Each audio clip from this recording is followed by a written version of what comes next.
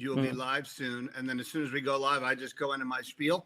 Yes, sir. It should automatically upload you to the session. All right, guys, we'll be rocking and rolling in 10, 20 seconds. All right. Good luck. Thanks. Thank you, Mike.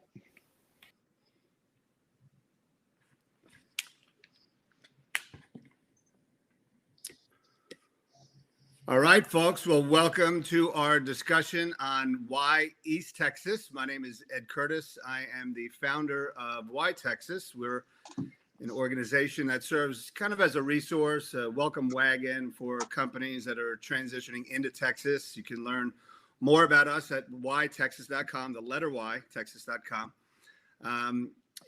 In my line of work, I get to experience the community, the commerce, the culture from all parts of the state. When I was asked to participate in the Real Challenge, I knew exactly what I wanted to talk about, and that was East Texas. It's a special place that every business owner needs to discover if they haven't already. And I'm joined today by two experts in the East Texas market, Kelly Hall and Mark Robinson. Folks, welcome to the show. Thank you. Thanks. Absolutely. I want to give you a little overview on the two panelists today, and then a little overview on East Texas, and I'm going to dig right into the questions. Kelly is the CEO of the Longview Chamber of Commerce. She's been in the chamber world for a long time, since 1986. She's really transforming the chamber by leading the community's first comprehensive plan, and that's a long history within that region. This has led to $104 million bond election that was voted recently by us taxpayers. It's come off the heels of the Longview Chamber being voted the Chamber of the Year in 2019 by the Association of Chamber of Commerce Executives. That's an esteemed group, and the Longview Chamber's role has been very instrumental in the community, particularly as it's emerged out of COVID. Mark serves as the External Affairs Manager for the Longview District of AEP, SWEPCO, and that stands for the American Electric Power organization. Mark is responsible for developing relationships at the municipal county level, the state level, to ensure customer communication, reliability, and of course, coordinating all of the outage restoration in the event that happens. He serves on various boards in the region, including Junior Achievement of East Texas and the Greater Longview United Way. I can tell you Mark is very, very passionate about the important role that energy plays in the success of East Texas, building in a global market. It really is a global market coming out of that region. We're lucky to have him on today's panel as he sees the region through the lens of the area's largest utility provider in the area. So it's a big lens. So before I get into discussion, wanted to just give a very high-level overview of East Texas. It's comprised of 41 counties. Its population is a little bit over 2 million, which is roughly around 10% of the state's population. And that is centered around a few different areas. And this is interesting because I learned a lot about this. The first is the Golden Triangle, which is Beaumont, Port Arthur, Orange, and that's in the southeast part of the state. Moving north up the coast, we hit Lufkin, Nacogdoches, which is the anchor population for what they call Deep East Texas. And as we continue north from Deep East Texas, that's when we hit Tyler, Longview, Marshall. That's in the northeast part of the state. It's only about 8 miles from the Texas border to Louisiana, which is very close to another state, which I didn't quite realize until I dug into this. It's considered the economic and cultural center for what they call the Ark-La-Tex region, which is the area where Arkansas, Louisiana, and East Texas all kind of meet. The East Texas economy is led by lumber, cotton, cattle, and oil primarily. Now that's changing, but that's primarily the heartbeat of that economy. It's home to Texas Country Music Hall of Fame in Carthage, and it's infamous for having some big names that all know very well: George Jones, Miranda Lambert, Jamie Foxx, he's from Terrell, Matthew McConaughey, Longview, Des Bryant, Lufkin, George Foreman, boxer in Marshall, and Sissy Spacek in Quitman. So Little overview. I want to dig right into this, folks. And Kelly, I'm going to start with you. Okay. So you and I recently talked, and you had told me that now is the time to awaken what you call the sleeping hidden jewel in Texas, and that is, of course, East Texas. Tell us why you think that. Well, several years ago, we had a branding study done, and I believe in data, letting data drive telling our story. And what we unearthed was Longview provides that authentic East Texas experience. So you talked about how close we are to Louisiana. I mean, in less than an hour, we can be in Louisiana.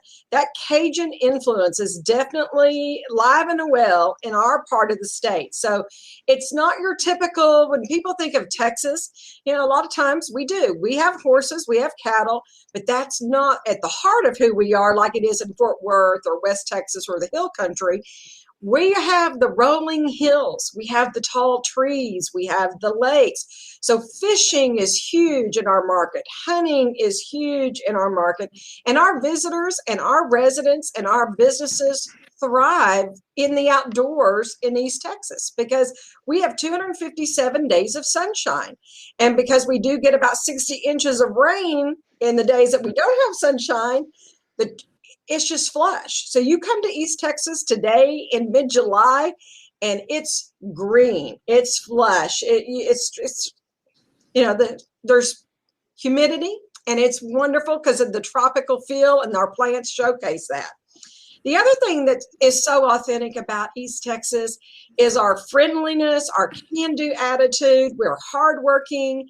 And when we asked Neiman Marcus, they came in 1982, and this was in about 2007. We asked Neiman Marcus, why did you come to Texas to bring a distribution center? And they said, it was your quality of life, hands down. You have something that we couldn't find anywhere else in Texas for our employees. And with us being on an interstate system, I-20, and with all the state highways, their ability to move goods and services was fantastic. But it was the attitude of the people that sold them and the natural beauty of East Texas. So a couple of years ago, Komatsu bought one of our companies. It's a Japanese-based company.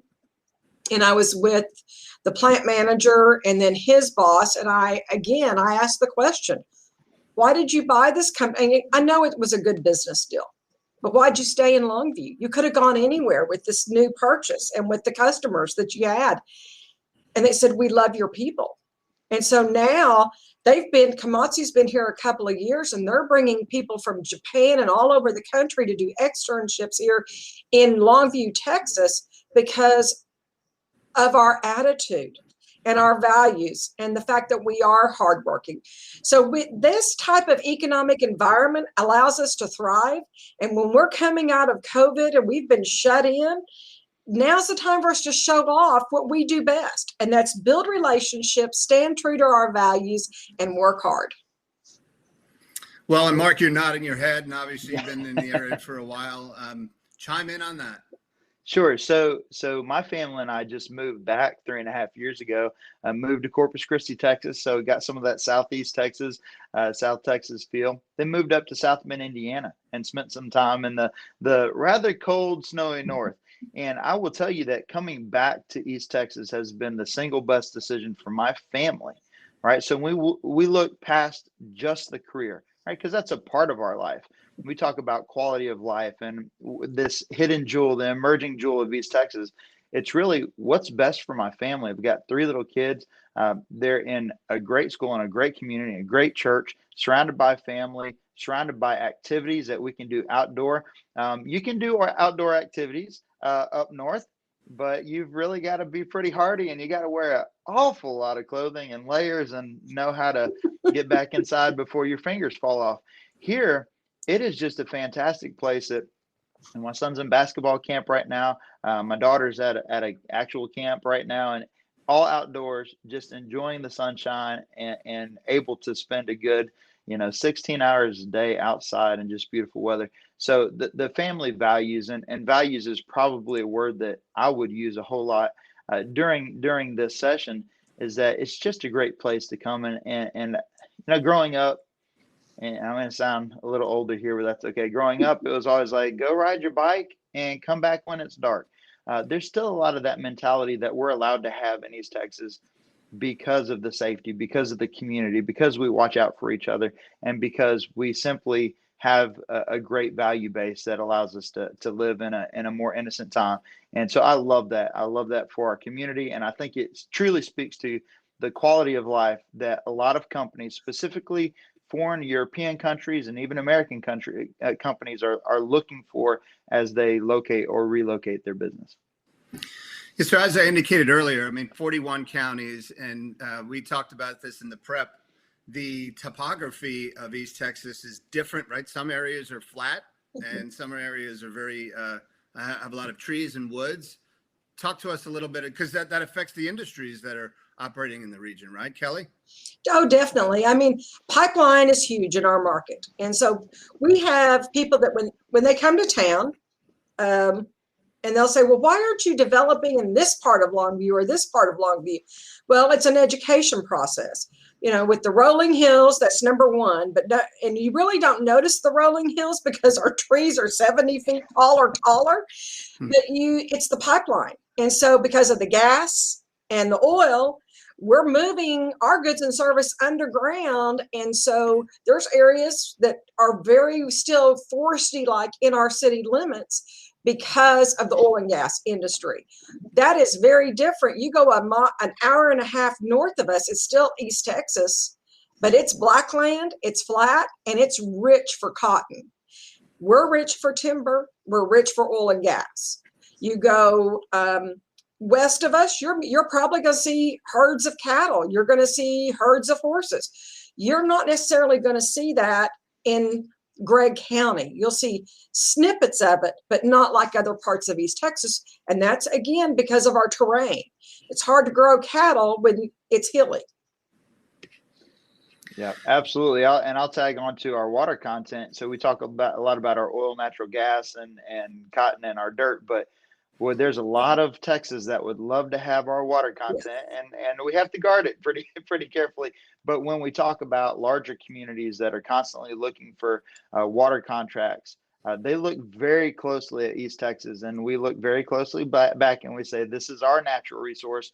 And I heard someone say that water will be the next gold.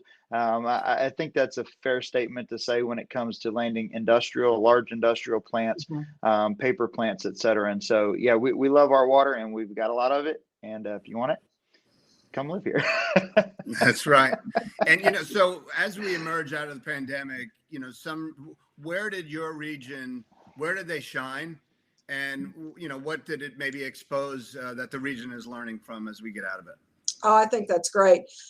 But I think the first thing that happened was we started seeing companies, I'm tired of the word pivot, but that's what they did. They immediately shifted. Their line, one of them's a candy shop in Mount Pleasant. They're a chamber member here in Longview because the owner lives here. And I get a telephone call one day and he says, Kelly, we've had to shut down our chocolate line because we can't get the molds. We can't get the chocolate out of Belgium. This is what we're known for. However, I do believe if I could find, I've already used up all the plastic suppliers in our region and, some other things. How do I source this, throughout the United States? I said, hey, let me shoot out an email.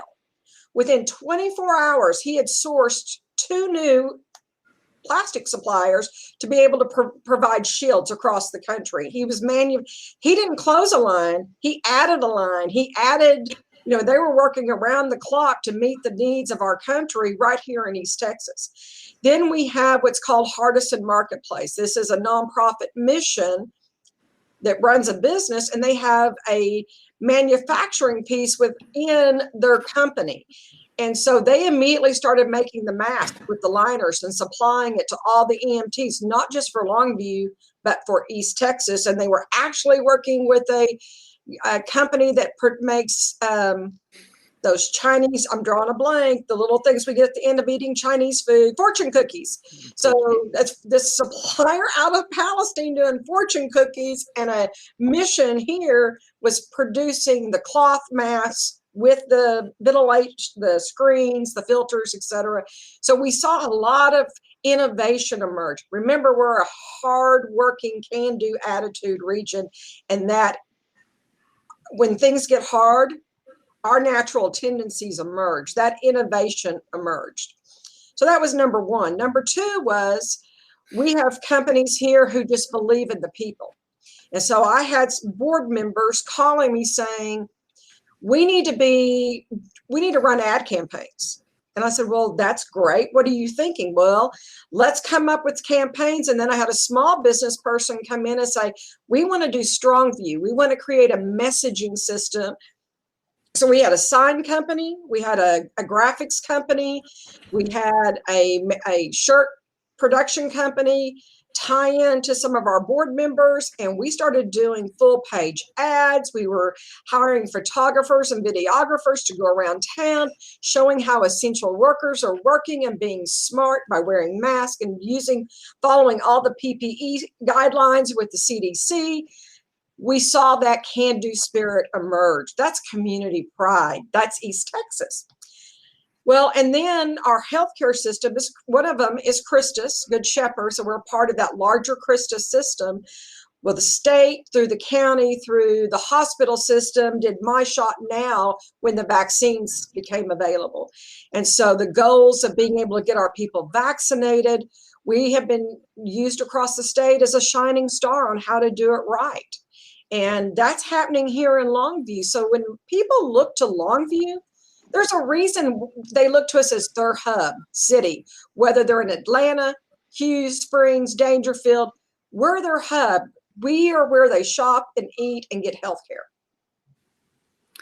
Yeah, Mark, I want to get to you in a bit, but I want to follow up with a question.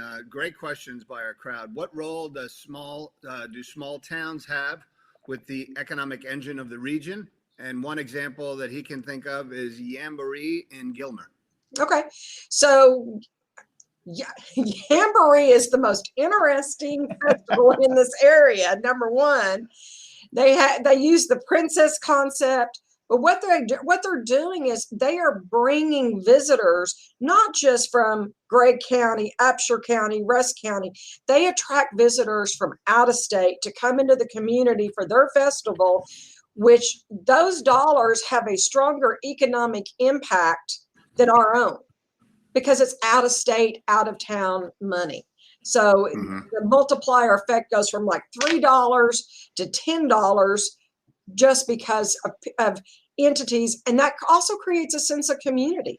So when people think of Gilmer, they think of the Jamboree. They know you better find a different way around, whether it's 271 or 300, because they take pride in that event.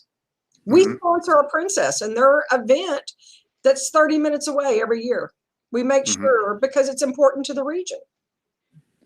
Yeah, absolutely. That's part of our social fabric in East Texas is that each community. So for the Kilgore, it's the East Texas Chili Cook-Off. For the Marshall area, it's the Fire Ant Festival. For Henderson, it's the CERT Festival. For Longview, you would argue that it's the Great Texas Balloon Race that brings people internationally into town every year. And so it's part of what drives us. Again, that culture of most of those all outside, right? And we love being outdoors. We love our main squares, and we really do. That is a big part of our culture here in East Texas. But you cannot forget about East Texas football. You better not. No, you better we'll not. remind you if you do. Yeah. I guess not forget, but remind people from the outside looking in that's probably the most competitive part of the state. When it comes to you're football. national champs 2019. What could I say? Absolutely. So look here. Here's the big question that I think a lot of people. I bet you a lot of people aren't aware of. And this question is for you, Mark. But in February, Texas had an epic event that occurred with our power outage. And I'm curious to see how East Texas was impacted by that. So Ed, you don't know me well, but my answer to that, I want to say what power outage. Exactly. But I won't do that. I'll start with saying it sucks anytime that Texas and massive power outages are in the same headline, the same sentence, the same conversation. That stinks because we compete as a state. It's not all about East Texas. It is about Texas as a whole. We really did start seeing February 15th and 16th, and really that whole week, a lot of people learned a lot of acronyms, and there was a lot of frustration. There was, what is ERCOT? Who is ERCOT, and why is everybody mad at them? Right? And then so 90% of Texas is ERCOT. The other 10% is Southwest Power Pool. I work for SWEPCO, the electric utility, and we are in Southwest Power Pool. There were 4.3 million outages reported that week. Just a colossal darkening of Texas. There were several that escaped in ERCOT due to the way that they were set up. But they were intentionally rolling blackouts that never rolled, right? People went out, they were supposed to come back on, but because there was no generation in the pipeline, they could not allow those folks to come back on and allow the system to go out of control. It is an amazing study, and some of the things that we saw in the aftermath was just the availability of natural gas. This was a once in a 500-year storm. We looked at not only renewables, because I think there was a lot of focus on renewables that was appropriate, but also natural gas was not there as well. And looking at those power plants, and there's contractual prioritization for natural gas power plants, taking those accounts and flagging them so that they didn't get the power cut off to those natural gas power plants, the natural gas compression stations, so that you can continue to have those. What really showed up, again, outside of East Texas, was that there were some ex parte communication rules that did not allow our elected officials to talk to the energy providers in the state. So much learning. I will tell you what happened in East Texas. February 15th, 50 minutes to reduce energy use by 1.5%. That was day one. 3 hours and 21 minutes on February 16th to reduce our consumption by 6.5%. That is all East Texas saw. The rest of Texas saw around 72 hours of outages. Many of those were forced on the second day because we were about 9 minutes away from losing our entire grid. And I'm talking about weeks, estimates 4 to 6 weeks before the grid came back on. You've read those stories. They're extremely painful to hear. Because we're part of Southwest Power Pool, we have access to 14 states of generation. We have plenty of backup. We're spinning reserve. We fared very well. The only outages, again, that we had, customers probably saw an hour of outage on the second day, if any at all. I have received many compliments that we don't take lightly from our customers, saying, I almost felt guilty sitting in my home or sitting in my business with the heater running, with my water pipes not freezing, because I had electricity. So you think about it from a business lens, and the why East Texas, right? Because we're part of this large grid that provides a resilient service on the generation side. And we were able to look our customers in the eye after that and say, you could have called our CEO, and he can call anybody from transmission to generation to distribution down to the person that puts the meter on your house. There's nothing that keeps him from having that communication, and we can fix the problem that you have quicker than anybody because we're vertically integrated in a regulated side of the state. Long answer to say, we're very blessed during that storm to be a part of the Southwest Power Pool, and feel like that's the right way to be in Texas, and excited to. There's a lot of folks that have looked at East Texas now since that storm, in businesses and in communities, to say it's a little bit more reliable over there. We're thinking about putting our business over there. So excited to have them, and I hope that ERCOT and the rest of Texas can really map this plan that they put out today, 60 steps to getting more reliable. We hope that they can get there, but we're there. Yeah, Kelly, I mean, how does this play into your economic development plans and story? So in East Texas, like a lot of Texas, we were shut down, but it was because we don't own sand trucks. We don't have the physical equipment to take care of the roads. Mark texts me. I don't remember. It was before Snowmageddon started. He said, you need to anticipate this, this, this, and this. So I Googled what to do. So yes, our bathtubs were full of water. Yes, we had pots on top of the stove.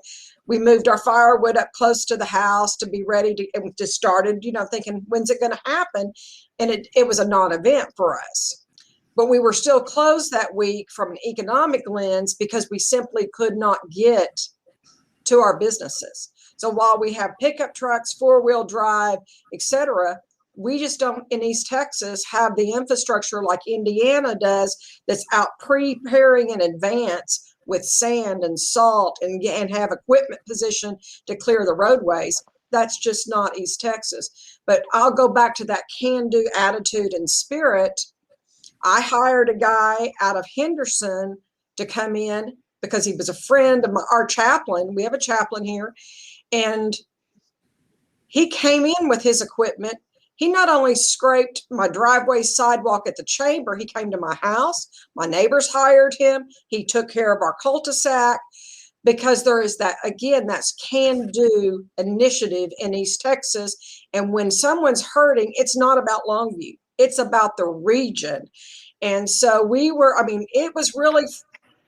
was a painful week, but because we had power, we could connect the dots and still serve as a catalyst and influencer to help people get through that week. Yeah, interesting. I want to move into another topic, mobility. In Texas, we get around by, say, trains, planes, and automobiles, and I know that's slowly maybe getting into the air and other things as it relates to drones and other type of technology. But and one of the questions in the chat, I think this somewhat answers their plans. What are the region's mobility plans, Kelly?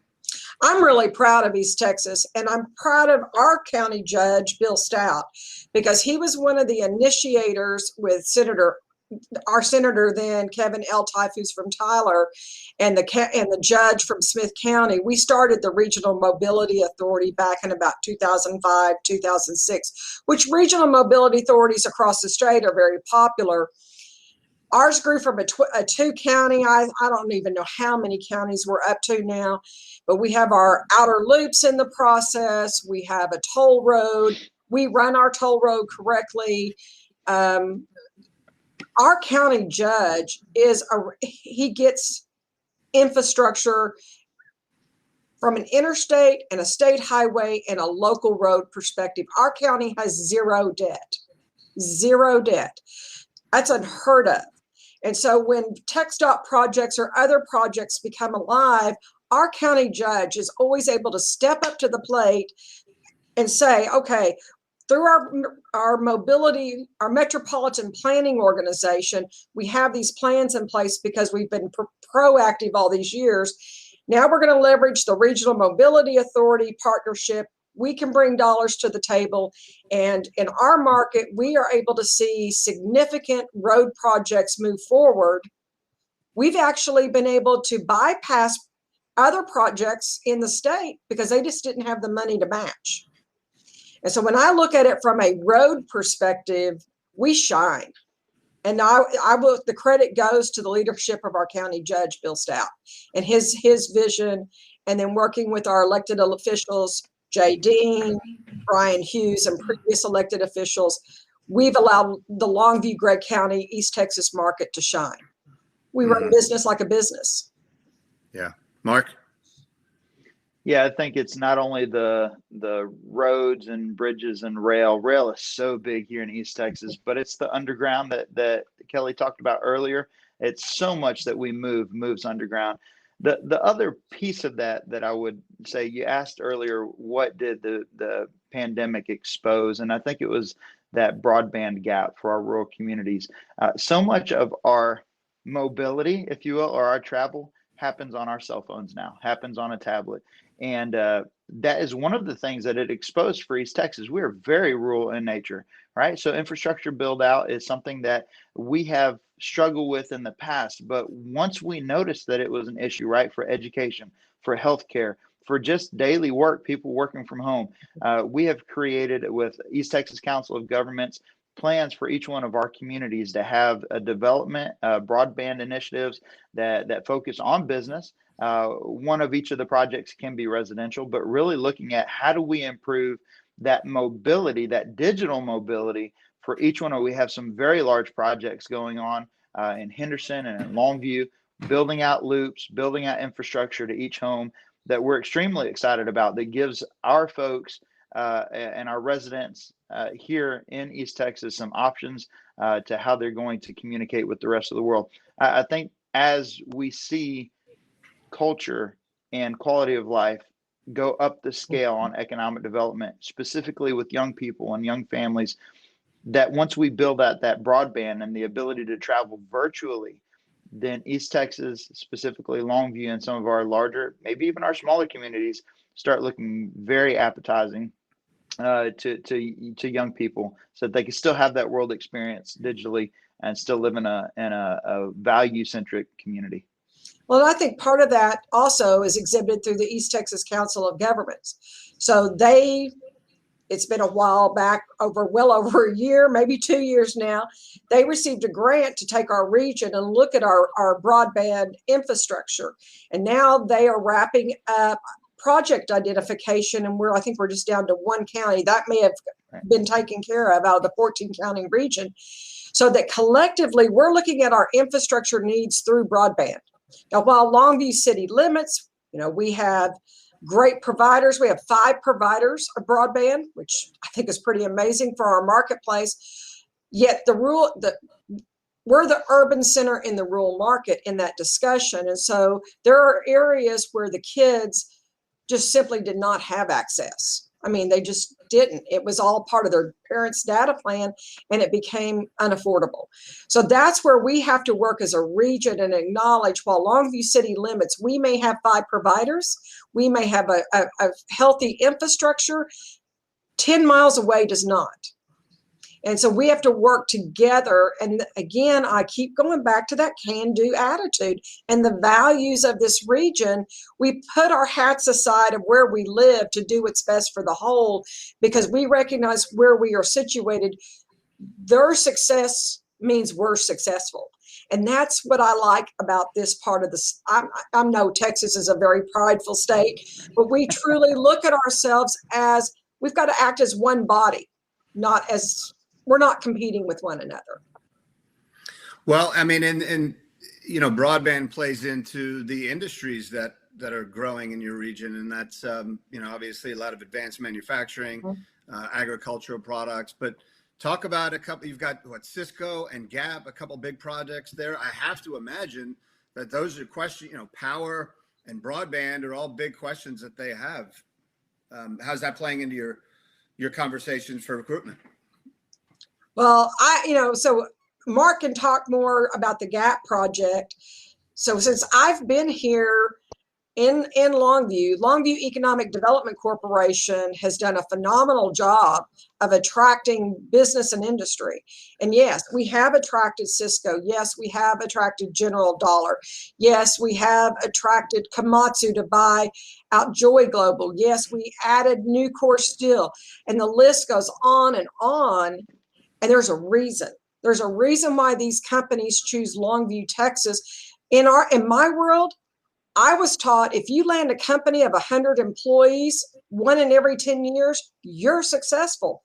Well, in our market, we don't land a company in a year, what have you been doing? So it's a different ball, and it's because we have so many of the right pieces in place and the right people in place. Mark, you were part of Sparklight coming to town. Right.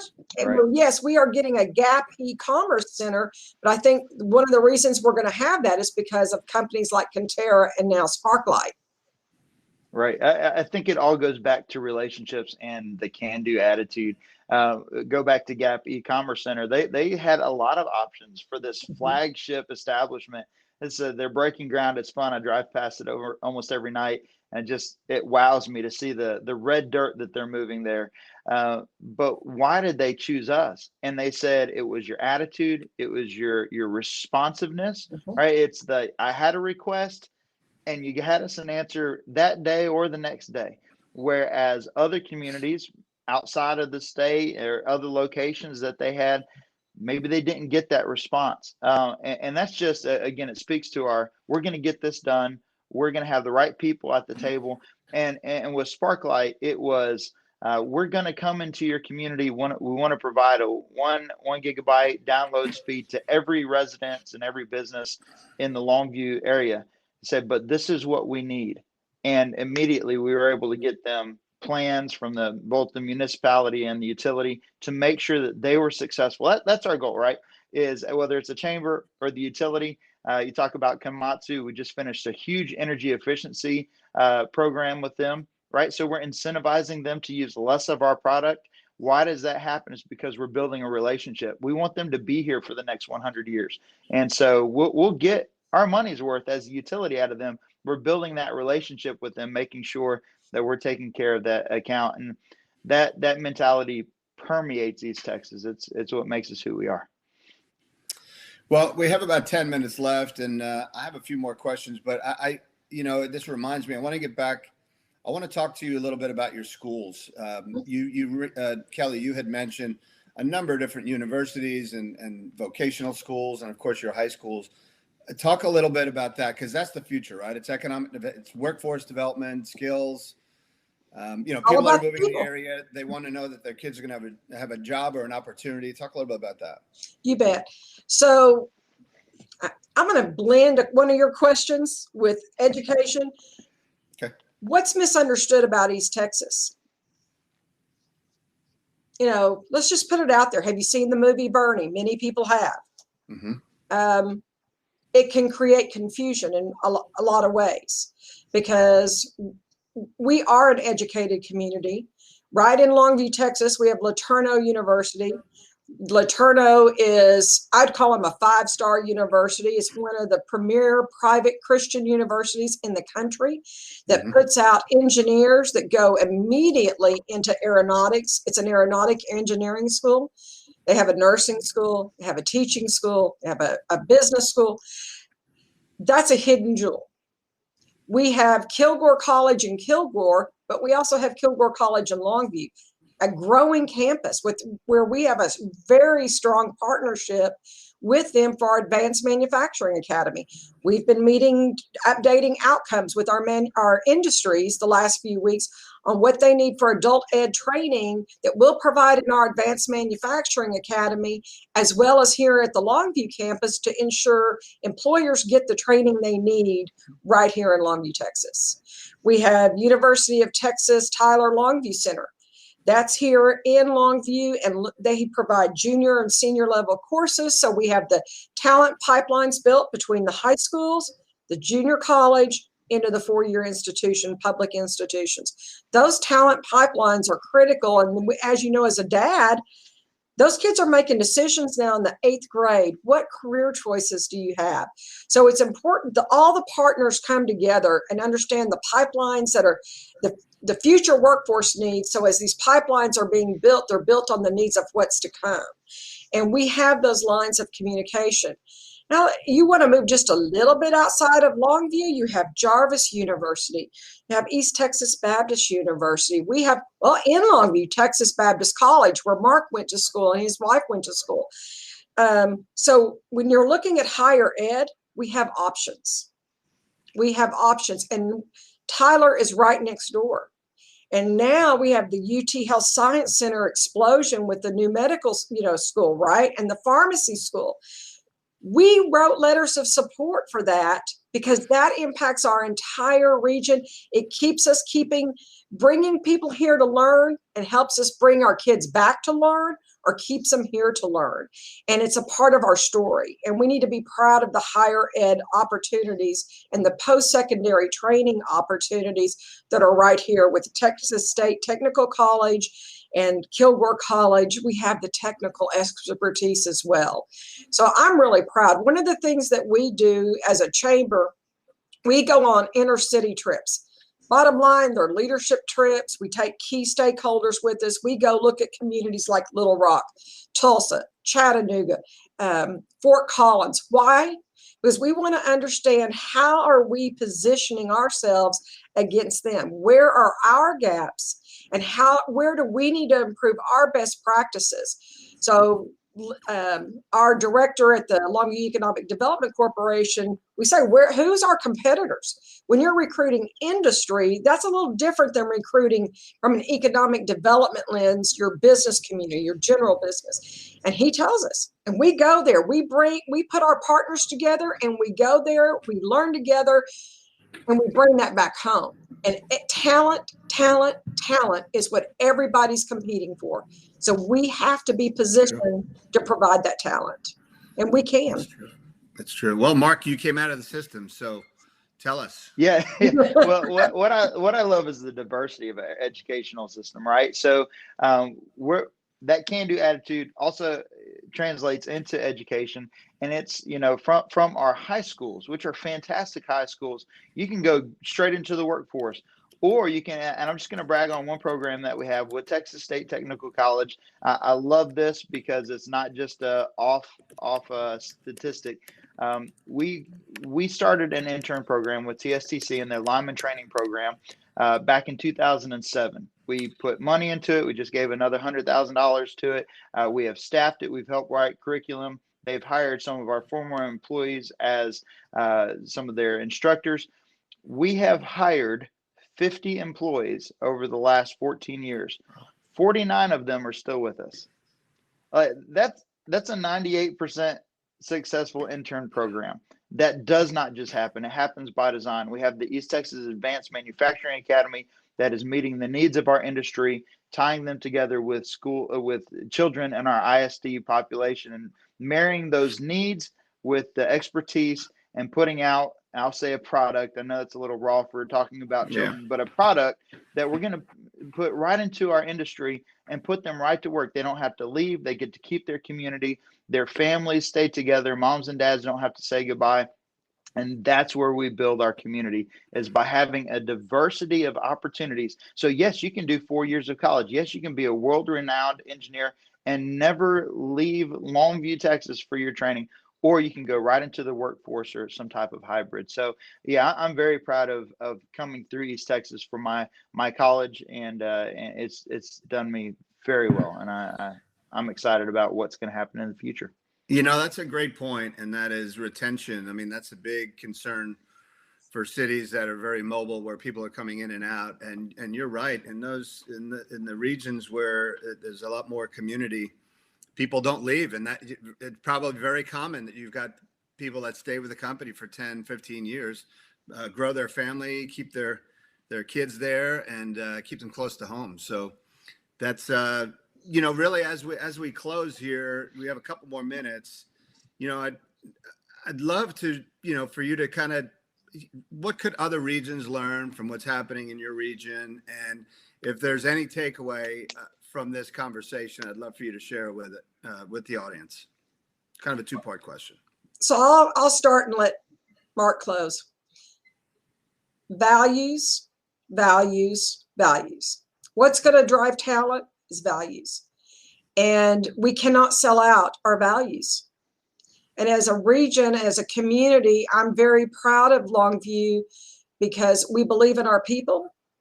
We believe in growing business. We believe in capitalism. We believe in free market. We believe in free enterprise. The day we start compromising those values are the day we start losing. So I believe one of the reasons Texas as a whole has been so successful is because of it's a value-based state. And as a region, I think our region has held on very strongly to those values. And I see regions on a slippery slope right now. And it saddens me when I think about a state as a whole, because the day that we give up our values is the day we lose our identity. And I believe that we have to fight to keep that identity, and we have to stand strong. Yeah, I'm going to go one step beyond what Kelly said, right? It's the values, and then it's the continuing conversation, right? Because I feel like we have the values down pat. One of the issues that we've experienced in the past is like, yeah, we've got our values, but we're not talking to each other, right? That has absolutely changed over the last decade. We have something called East Texas Coalition, where we have Lindale, we have Tyler, we have Longview, Henderson's joining our group, Kilgore. We've all come together and we've talked about what could possibly be one of the most divisive subjects, and that's regional public policy during legislative session, right? These are things that could absolutely divide communities. And instead, we've come together and we said, okay, you've got your values, we've got our values. Each of the communities comes with a little bit different of a flavor, but we say, what can we agree on?